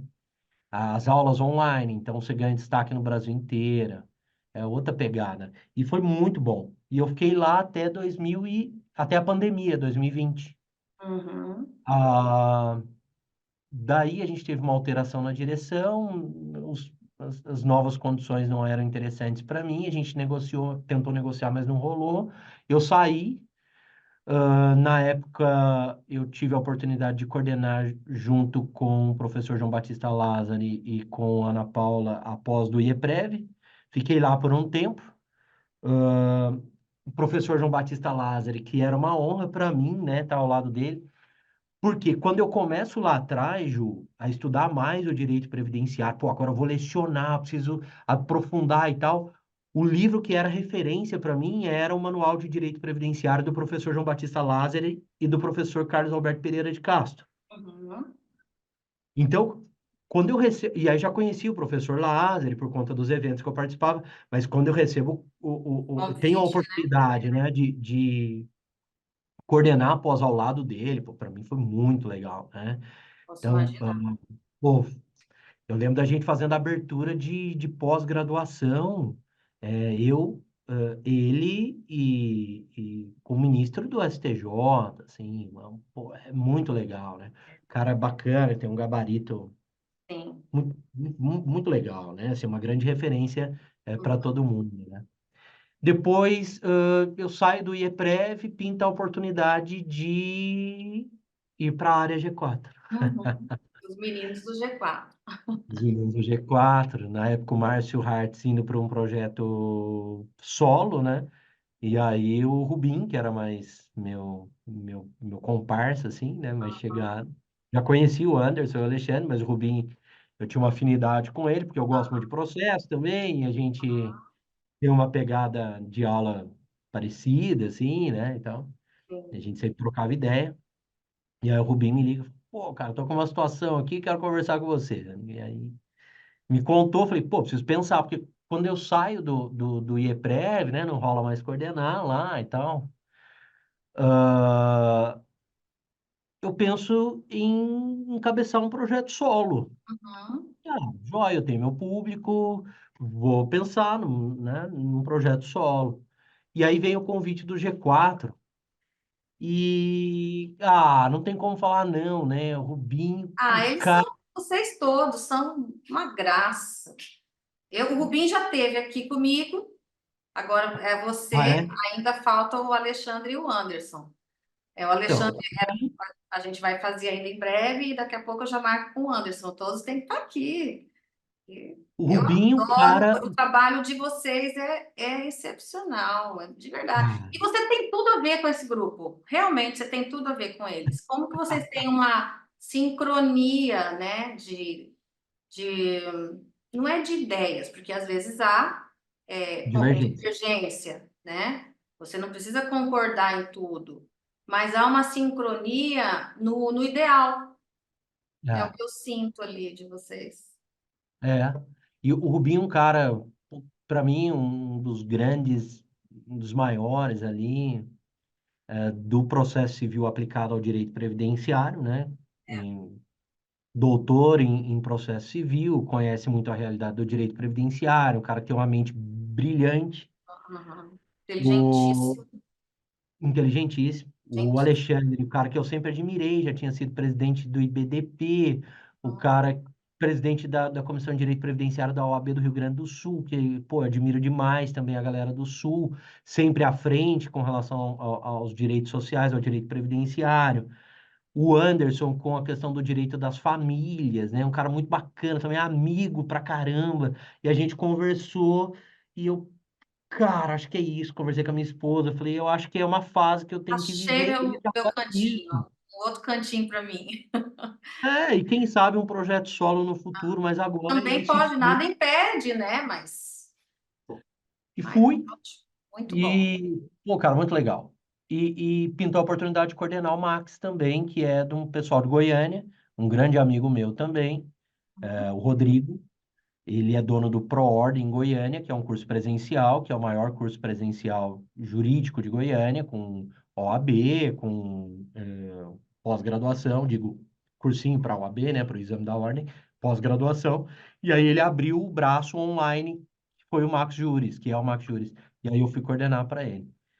E aí chegamos na situação atual, né? Então hoje eu trabalho na docência, além de lecionar para outros cursos e tal, mas primordialmente na área G4 toda semana e na coordenação da pós do Max. É isso aí. Que legal. Eu acho muito legal, assim, que as coisas vão se encaixando, né? E os caminhos vão se abrindo, a gente vai tomando as decisões, é aquilo que a gente comentou. Passa a oportunidade. Ah, isso aqui não é bom para mim, tudo bem, você pode até deixar passar, mas tem coisa que você não pode perder. Fala, puxa, veio aqui, é isso, as teias vão se desenlaçando e vão chegando para outro caminho. Eu acho maravilhoso esses caminhos da vida que são, na verdade, eu acho que consequências dos nossos atos, né? É uma camada de um passo que você deu, um passo que a gente dá, ele leva a outra consequência e assim vai. E aí você falou duas vezes, daqui a pouco eu chego nela, na sua esposa, na Roberta. Desde quando vocês estão casados? A gente começa Então, a Roberta era estagiária do sindicato. Então, quando eu me mudo para São José, eu conheço a Roberta.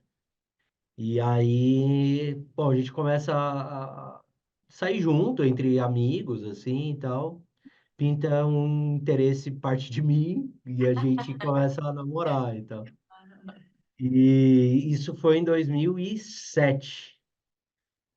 Logo, logo ela fica grávida. Logo ela fica grávida do Matheus. Eu morava em São José sozinho. Ela praticamente morava comigo, né, Ju? Porque, imagina, morando sozinho, né, eu pedi autorização para a mãe dela. Eu lembro que a gente tinha dias da semana que a mãe dela autorizava ela a ficar comigo em casa. Então, ela ficava comigo em casa alguns dias da semana já.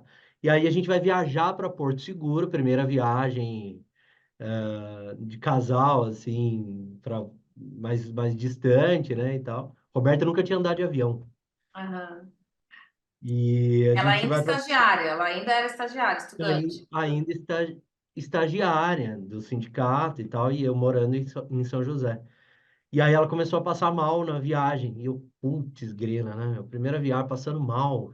E aí vai na chalana passar mal, vai no barco passar mal, vai na praia. Eu falo, putz, que coisa, né? Vai passar Vocês nem mal. pensaram na Não, possibilidade. aí de repente me deu, né? Eu falei, pô, O Mateuzinho vem é. aí.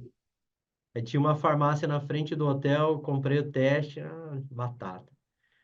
E aí ela ficou grávida, né? E tal. A gente ficou grávido.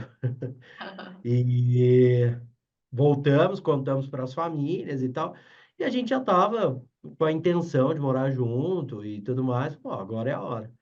E aí ela foi para ficar comigo em casa. A gente começou a morar junto em 2008. Matheus nasceu 9 de agosto de 2008. Ela se formou, coincidiu com a época que ela estava se formando. Passou no primeiro exame de ordem que ela fez, Matheus já tinha nascido. Foi uma loucura, Dado assim, mas para ela ela também, né? sim, mas ela é inteligentíssima, boa de prova, também não sente. Passou. primeira na OAB, e aí surge o convite do meu pai para a gente voltar para Pinda. Ah, A Roberta advogar aqui, uhum, no direito do trabalho, que ela tinha vontade, e previdenciário, mas mais no trabalho. E eu, com o direito previdenciário muito forte, naquela época, 2009, 3 anos que eu já estava ali me dedicando, estudando muito direito previdenciário forte, meu pai vendo minha evolução ali, lecionando, já tinha um nome, né? uhum. Começando a construir um nome, né? 3 aninhos ali já dá para começar a construir um nome. E aí eu venho para Pinda com a Roberta e a gente passa a viver aqui, ela trabalhando no nosso escritório. E ela fica com a gente aqui até 2018. Em 2018, ela chega no topo da carreira. Ah, Em 2018, ela resolve abrir o dela, né? carreira solo, né? E aí ela abre o escritório dela e tem um escritório super de sucesso aqui também, trabalha com direito previdenciário do trabalho e nós seguimos aqui na nossa luta na Sodera Advocacia. Ô, Então, Rodrigo, você trabalha então, assim, você tem o seu escritório, os sócios são seu pai, você, sua irmã e a sua madrasta, que é a esposa do teu isso, pai. Como é um escritório assim tão familiar? Como é que tem sido para você esses últimos anos? Porque eu sei que você também faz a mesma consultoria que eu, né? Que a gente aprende que trabalho, empresa, não é família, e que a gente tem que tentar separar um pouco as coisas. Como é que é isso para você? Porque como é que está sendo isso, né? Na verdade, para você, Hum. porque a gente tem que ter realmente um distanciamento, senão a gente acaba misturando um pouco os sentimentos das coisas. A consultoria foi muito legal para a gente. Consultoria de gestão do escritório, da Beatriz, né? Da Beatriz Machinic. Mexeu bastante com a gente aqui. Então, a gente está formalizando a sociedade por conta da Bia. Uhum, E é algo sempre delicado para a gente trabalhar, mas uhum. a gente está formalizando isso aqui. A gente está criando plano de carreira, a gente está mexendo em um monte de coisa. É delicado, não é simples, Ju.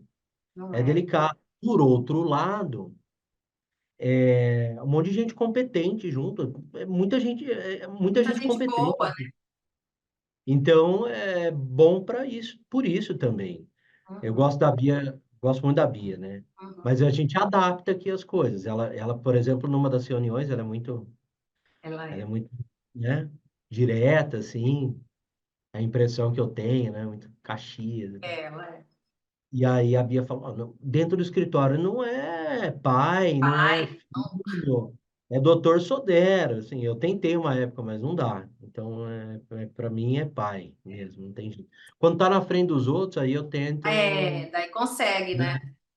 Mas mas assim, o lado ruim, né? Tem coisas delicadas de trabalho, interesses que a gente tem no trabalho que você precisa tratar com o seu pai, com a sua irmã, com a esposa do seu pai, né? Acho madrasta uma palavra Você não meio, gosta desse nome, eu também acho. Falei no impulso. é, Realmente é um nome ruim, né? Que dão. né? Mas e assim, e tem que isso, tratar os interesses, né? Em todos os aspectos, né? Defendendo uma posição jurídica, defendendo dinheiro, então é delicado. Mas eu acho que É, no fundo, na verdade, também é para qualquer sociedade, né? Só que a sim, diferença é que claro. eu acho que quando a gente tem os laços consanguíneos, e são laços consanguíneos que são constantemente que tem proximidade, né? Não é porque não quer dizer nada, que às vezes a pessoa não conheceu nem o pai, mas vamos supor, no caso de vocês, tem uma relação de proximidade. Então você acaba tendo assim, é meu pai, mas eu não posso também ser, né? Se você também, às vezes, e ao mesmo tempo, quando é família, a gente tem um defeito, porque a gente pensa assim, família perdoa tudo. Então, É, o lugar que a gente é mais a gente mesmo é dentro de casa, né? Então a isso. gente fala do jeito que quiser, fala, brinca do jeito que quiser, às vezes fala meio atravessado. Com pessoas que não são da família, a gente se cuida mais, né? A gente procura ser mais educado. Então eu acho que talvez esse que seria o ponto que na minha visão, né? Eu não tenho essa experiência, como você, mas eu acho que seria algo assim, né? É, é assim, eu acho que a grande preocupação que eu tenho, assim, é de não levar isso, obviamente que respeito a gente tem que ter por todo mundo, mas não deixar, não ser submisso, né, nesse aspecto, deixar com que as minhas posições também eh, sejam Sejam levadas expostas. em consideração, tal. E tal. Então, porque o pai, né, Ju, eu tenho o lance do respeito, o pai tem situações muito Sim. fortes, sim, que é o pai, né, e ok, posso não concordar, mas é o meu pai, e, mas às vezes no trabalho você precisa ir um pouquinho além, né, e defender um ponto de Para se vista. desvincular, isso também não deve ter sido fácil, não, hein? Eu não sei para você, Não, porque, não é. nossa, eu imagino, eu fico pensando assim, se eu tivesse que falar para minha mãe, não, mãe, não, pai, não é É, isso. Você é, não está entendendo que esse caminho agora é o mais atualizado. Olha, e aí a gente não quer entrar nessa coisa que magoe, que eles se sintam mal, né? Porque é a exatamente, nossa referência, a nossa força, né? O pai e a mãe. Eu exatamente. fico pensando assim. Mas você Mas pensou assim, bem, né? Porque vocês estão aí até agora, né? Tá tudo. Nada colocando que na balança é ótimo. todo mundo deve também pesar as coisas e dá tudo certo, né? Beleza. Colocando na balança vai muito Vai bem, tudo né? bem. E, Faz mas assim, parte. ó, eu imagino que tem um monte de gente do direito assistindo a gente, né? Uhum. O que que eu tiro dos últimos tempos? Que a gente precisa gerir bem o escritório. A preocupação com a gestão ela tem que existir por parte de todo mundo. Então, a gente ajustou muita coisa aqui positivamente e ainda está ajustando, tenho certeza que a gente vai ajustar com a consultoria, né? Que a gente falou da Beatriz aqui, mas existem Sim, a gente outras. pode falar. Inclusive, eu até queria que ela viesse aqui, mas agora ela está ganhando o neném, É, agora não vai vai vir. demorar um pouquinho. Mas essa preocupação todo advogado precisa ter, né? A gente tem outros advogados que trabalham aqui. Então, criar o plano de carreiras, né, João? Isso facilita tudo, facilita muito o nosso trabalho, né? Tá? É isso aí. E também porque dá, Rodrigo, primeiro, dá para os demais colaboradores uma oportunidade de crescimento, uma visão de expansão também, né? E para o escritório vai crescendo como um todo, porque de fato a gente aprende isso, que a gestão do escritório ela é uma coisa que a gente falha muito, muito, muito enquanto advogado. A gente não é ensinado muito a isso, e aí quando a gente vê, a gente está fazendo tudo embolado, né? Então, precisa. Ó, agora, tá indo para o nosso finalmente, a gente vai fazer um bate-bola prévio, tá? Tá. Esse bate-bola prévio eu sempre explico aqui, para quem está assistindo a primeira vez e também para o convidado. Eu criei assim, ainda está em construção, eu estou tendo algumas outras ideias, mas o que que seria isso? São expressões do direito previdenciário que a gente está careca de saber, conhecer, mas que eu quero que você, quando ouvir a expressão, você não pense no direito previdenciário, você pense fazendo uma relação com a tua vida, tá? Tá. Então lá, a primeira expressão que eu vou te passar é a Dibnader. O que que é a Dibnader, né? A Dibnader, em tese, é alguma coisa que é vantajosa, em tese, quando, né, se confirma para o melhor benefício, tem os efeitos financeiros mais interessantes, tanto para o segurado como para o advogado, que recebe no percentual isso aí. Então, eu queria que você fizesse essa comparação com algum momento da sua vida que possa já ter passado, que você esteja vivenciando, ou alguma coisa que você queira ainda que aconteça. O que que é a Dibnader na vida do Rodrigo Sodero? Ai, ai, ai, ai, ai, vamos lá. Ah, então eu vou Lembrando que abrir. não necessariamente precisa ser em questão financeira, tá? Você compare, Claro, não necessariamente a questão financeira, só dei o exemplo aqui, mas você compare com o que você quiser. claro, claro, claro. Eu vou dar um spoiler aqui. Hum. Eu tenho um novo projeto que a gente deve lançar esse ano, de um curso solo também. E esse curso tem que ser de Ibnader, né? Porque todo o Ah, investimento, tudo que a gente está fazendo para que ele vá para o ar da melhor maneira possível, a gente tem que retroagir todos esses efeitos retroagir. financeiros, né, ao termo inicial do investimento aqui, do requerimento, e eu espero que a galera goste da novidade que vem aí em breve. Essa é a minha Dibnader spoiler. Não posso falar mais do que isso, senão o pessoal do marketing me mata. Ah, Len, que legal. Então teremos novidades. Eu já tinha ouvido alguma coisinha sobre isso aí ano Ah, é? passado. Que É, legal, vai ser muito bom, ó, porque para você vai ser o seu solo, né? Então, meu pelo sonho. que eu estou entendendo. Ah, isso aí é muito bom. Bom, a outra expressão é RMI no teto. Parece, parece igual. A diferença é que ela tem teto, tá? Hum. Parece a mesma coisa. RMI no teto é o sonho Ah, de todo legal, segurado, né? legal, legal. O meu Mas ela teto tem um é, limite. é, o meu teto é a minha família, cara. Eu acho que financeiramente é o que eu paro, eu deixo de trabalhar, se for o caso, para estar ali com a minha família, né? Deixo de ganhar dinheiro, eu falo não para algumas oportunidades para estar ali com a minha família. Então, esse é o meu limite, Uhum. né? E a gente tem um monte de oportunidade, graças a Deus, essa construção de anos dá para gente essas oportunidades. É, e eu falo não muitas vezes porque é meu teto, cara, eu não vou fazer isso, eu não aceito esse projeto, não rola porque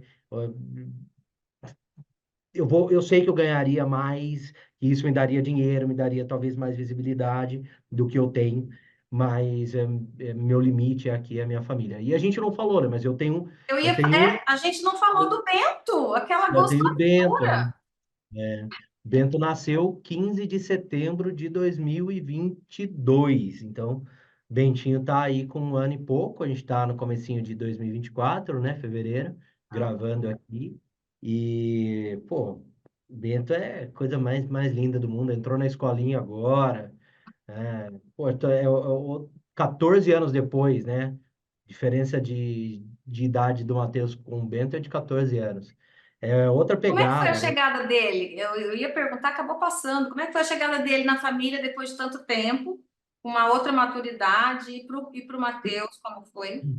Primeiro susto, porque a gente não programou, Também não foi né? programado? Não, os dois não foram programados. Olha, eu achei que É, a Roberta não tomava remédio há algum tempo e a gente falava, bom, se acontecer, aconteceu, entendi. né? E então a gente não se prevenia nada. E 2021, né? 2021 foi um ano muito bom, então a gente estava muito feliz no final do ano, comemorando muito, né? E aí, de repente, janeiro, a Roberta chega em casa de manhã,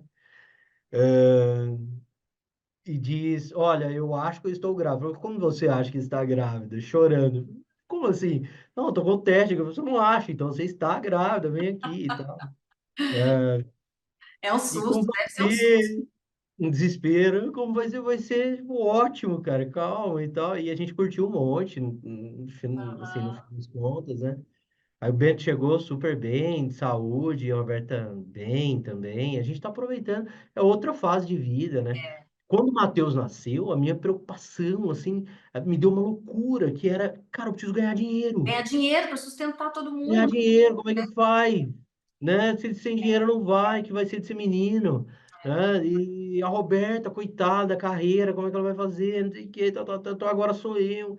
E agora é outra fase, né? Claro que a gente sempre quer ganhar dinheiro, mas é uma fase que a gente está mais estável, muito mais estável do que estava lá atrás, né? Então é outra pegada, né? Assim, Eu muito, entendo bem isso, sim. Que tá legal, sendo muito imagino. gostoso. Hã? Tá sendo muito gostoso. Eu vejo você postando, você bem presente lá. Ele é uma delicinha. Um dia eu tenho que pegar, apertar aquela bochecha. Mas vamos Se Deus seguir aqui. quiser, né?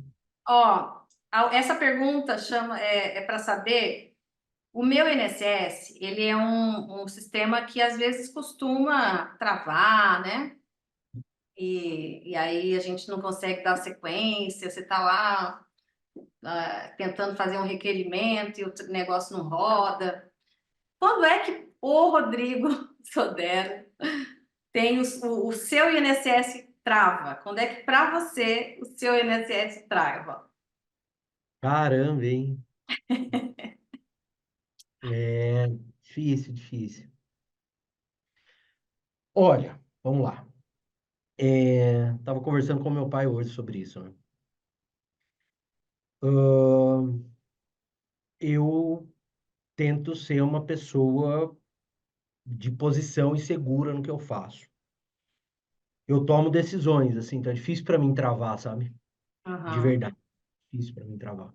uhum, Eu vou, quando eu tenho que ir, eu vou e acabou e vai ser do jeito que tiver que ser. uhum. E eu penso também que eu tenho que passar essa segurança para minha família, para as pessoas que trabalham comigo. Então é difícil que eu traga, assim. Mas tá, vou ser mais suave na minha resposta. Uhum. Ah, eu não gosto de briga. Eu não gosto, assim, por mais que eu seja advogado, defenda os interesses. No plano pessoal, eu não gosto. Então, eu sou uma pessoa que eu fujo de encrenca, assim, eu Paz, quero né? viver em paz. Então, quando às vezes eu vejo a possibilidade de uma briga familiar, um negócio assim, é um negócio que me pega demais, sabe? Então, eu quero resolver e tal. Não quero que a coisa desande e então isso me trava, assim, é um negócio que me preocupa, né? Saúde, né, Ju, também família e tal, isso me trava. Esse é o meu INSS travando, assim, me segura um pouco, me trava mesmo. Certo. E você tem algum medo? Eu tenho medo de morrer, né? Eu sou Tem medo de espírita, eu tenho medo de morrer? morrer, Não né? acredito. Sério? Tem, não por mim exatamente, mas pelas pessoas que eu vou deixar, assim, Ah, né? sim, tá. Nesse Então, a sentido eu minha também tenho. preocupação tipo, cara, mas espera aí, o que que vai ser da Roberta, o que que vai ser do Matheus, o que vai ser do Bento, principalmente Aham, com eles, né? aham. Pô, se eu morrer antes da minha mãe, cara, o que que vai ser da minha mãe, pelo amor de Deus, né? Então eu tenho essa preocupação, assim, não de, o que vai ser do outro lado, né? Tipo, cara, não é isso. Preocupação com as pessoas que ficaram, né? Mas eu acho que Nesse isso acontece sentido. quando a gente tem filhos, né, Rodrigo? É, Principalmente com os filhos, né? Filho pequeno. A gente pensa sim. assim, puxa, eu não posso ir agora, né? Agora não é a hora de eu ir. Eu tenho que ficar mais um pouco. Sim, não, esses dias eu viajo muito de avião, né? Esse era um Aham, negócio, eu não contei aqui. O meu pai, quando ele começou a se envolver com o lance do sindicato lá e tal, e começou a advogar forte para os metalúrgicos aqui, ele começou a viajar muito de avião. Eu achava isso muito bonito. aham. Nossa, meu pai viaja de avião. Então foi uma coisa que eu falava pro meu pai isso. Pô, quando eu crescer, eu quero viajar de avião igual você. E eu viajo pra caceta. Rapaz, é. Viajo demais, assim, né? Viajo demais para dar aula para os cursos, para os simpósios, bom, enfim, para os congressos, eu viajo demais, demais. Isso que é um sonho de criança, né? Ser realista. É, quando a gente quer, né, a coisa acontece, assim, e acontece mesmo. E aí, esses dias, eu tava voltando, já não sei nem de onde, eu acho que foi de Goiânia, tava chegando em São Paulo e eu já conheço, né? Como é que é chegando em Guarulhos, como é que o avião desce, porque normalmente eu viajo de Guarulhos. Ah, e aí o avião estava descendo e próximo do solo ele arremeteu. Tum. Eu falei, putz, grilo, o que será? Nunca tinha acontecido comigo e eu viajo bastante. E aí me passou um monte de coisa na cabeça, né? Minha preocupação. Cara, tá com um problema no trem de pouso e minha preocupação maior, né? Porque ele pode ter arremetido por vários motivos. Uhum. Um avião cruzou a pista ali e ele achou melhor, por segurança, arremeter. O vento estava forte, ele achou melhor arremeter. Mas a minha cabeça era, tá. e se esse avião tiver com um problema no trem de pouso ou algo pior do que isso, mas o que estava ali na minha cabeça era o trem de pouso. Cara, se acontecer alguma coisa, eu morrer, como é que vai ficar todo mundo aqui? E aí me deu aquele negócio, né? Tipo, não é o medo, é isso que a gente está conversando, é exatamente isso. Não é o medo da passagem, né? Sim, sim, Mas é o entendi. medo cara, como é que vai ficar esse negócio aqui? No fim, pousou, eu perguntei o que aconteceu, eu fui o último a sair do avião. Fiquei lá. Tem o pessoal do desespero, né? Que é algo que eu Desespero, odeio. sai Não levando. façam É, isso. fica Não todo mundo façam isso. parado de pé, gente. Um grudado no outro, né? Um apertando o outro, tirando as malas, batendo na cabeça do outro, aquele negócio. Pelo amor de Deus, gente. É, O avião pousa. Aí imagina, o avião pousa, tem que encostar no finger lá para você sair, ou senão tem que colocar a escada. Não vai abrir vai imediatamente. Não abrir, adianta já ficar de tá. pé lá. Parece que abriu a porteira. Você sabe que eu estava Não, comentando esses tempos, até com a Adriane horrível. Bramante, a gente pegou um voo juntas, nos encontramos num voo para alguma reunião do IBDP. E a gente estava falando isso, por que que acabaram com aquela, como ficava na pandemia, e Descida por saía por fileira, fila, né? por É. fileira? Gente, tem que voltar a isso, é muito mais organizado, pelo Não, amor de terrível. Deus. Terrível. Aí, se você tá na ponta, e eu normalmente viajo na ponta do corredor, porque eu sou grande, aí eu quero esticar minha perna. Aí a pessoa, às vezes, Quer tá, sair? ela quer sair. Aí eu falo, a senhora gostaria de ficar em pé aqui do lado, encostada nas outras pessoas? Eu levanto para você, não tem problema. Aí, normalmente, as pessoas já riem e ficam sentadas, porque, cara, não faz sentido isso, né? Então, se quiser ficar de pé aqui, grudado nos outros, bem apertadinho, eu dou licença para você passar. Mas eu vou ficar aqui sentado. Bom, enfim, não façam isso, né? E, cara, esse é meu medo de, voltando aqui, né? Meu medo de morrer e deixá-los aqui, né? E um arrependimento? Você tem arrependimento na vida? Ou você é daquele que nunca se arrepende de nada?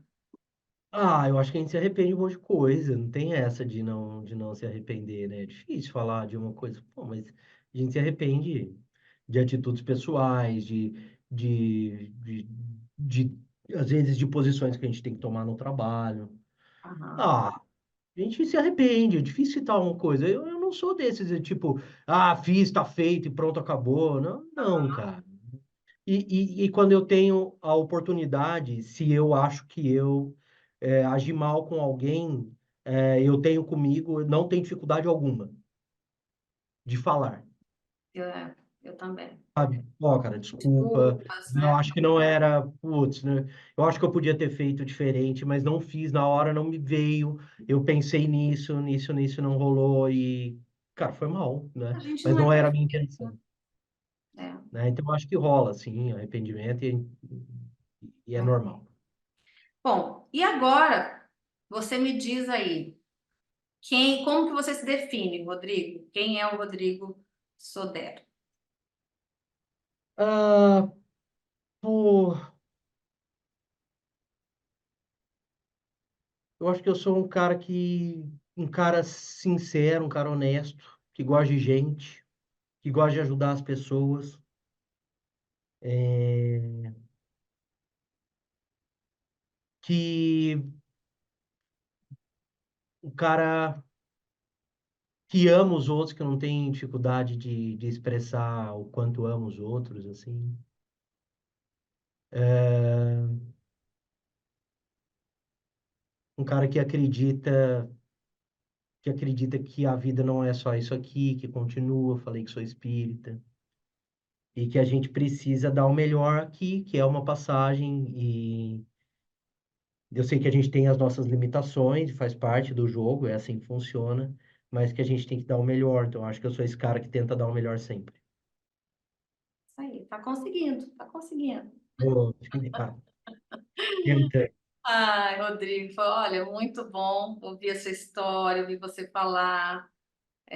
Você sabe que eu gosto muito de você, né? Gosto muito do seu pai, gosto dos meninos, eu também sou meio assim, eu gosto de todo mundo.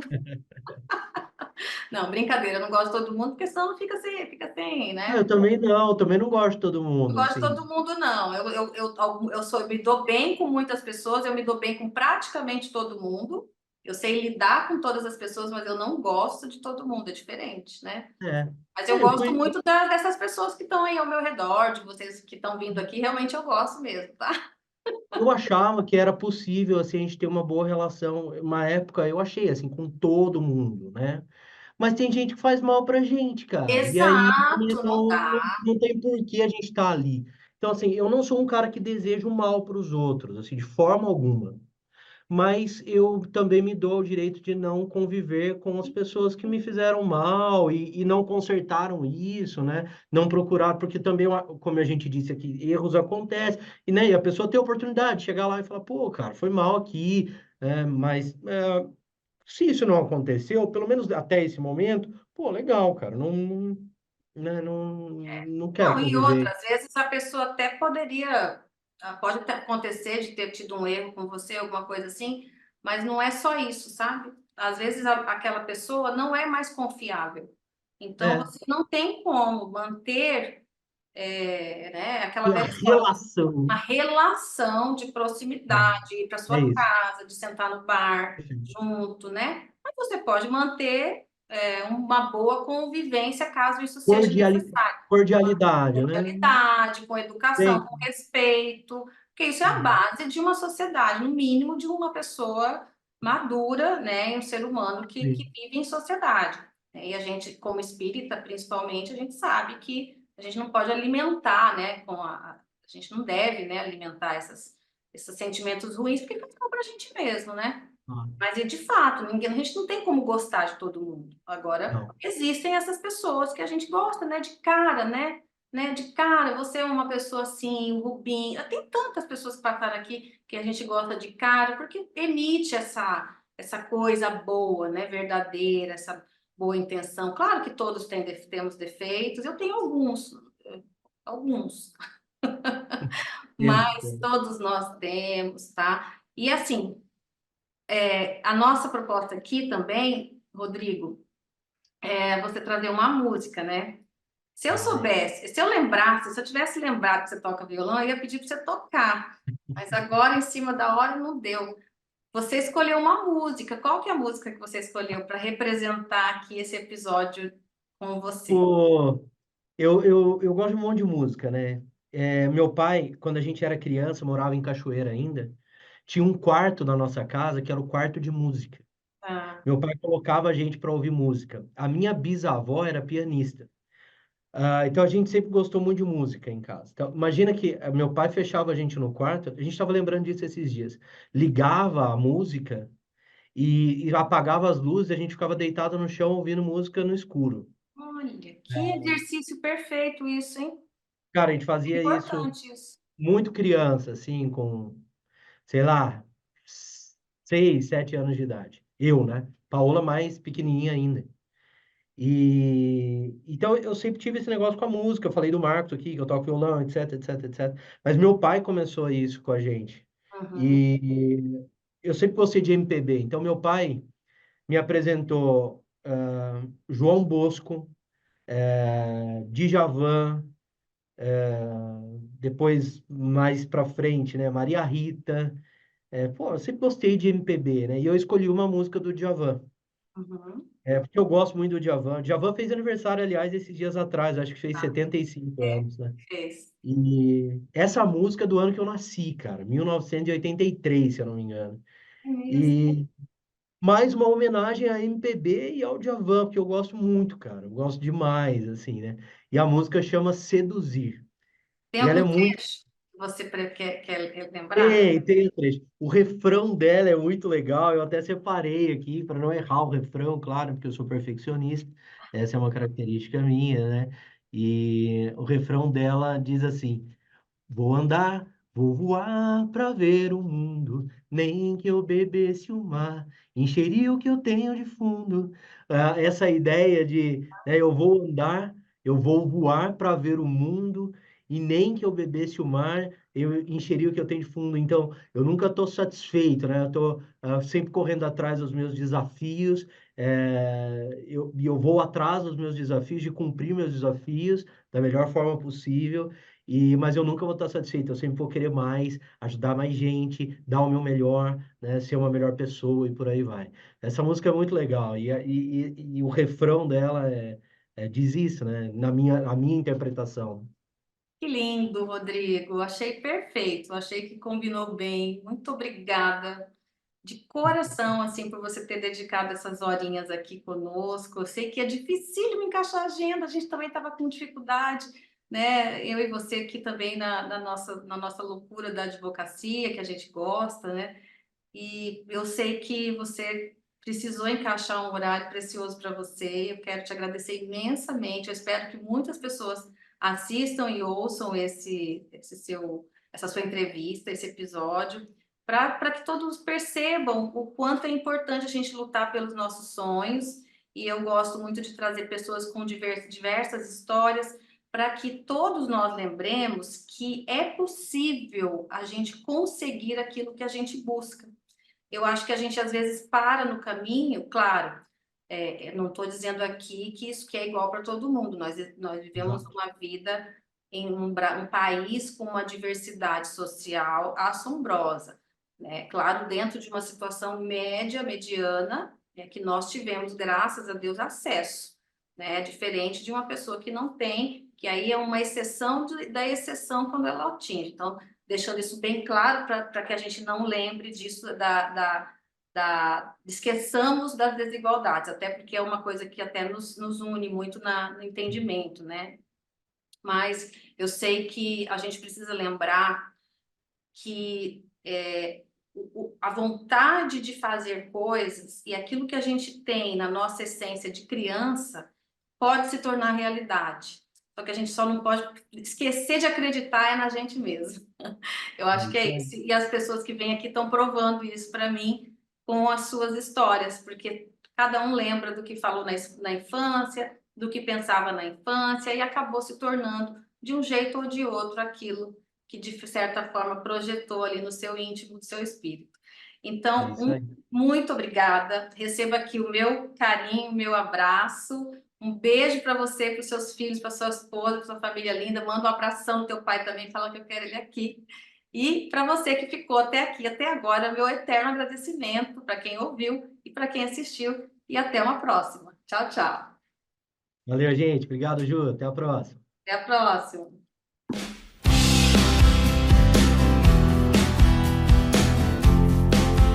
Podcast Educaprev, série Alma Previdenciária, com Juliane Penteado.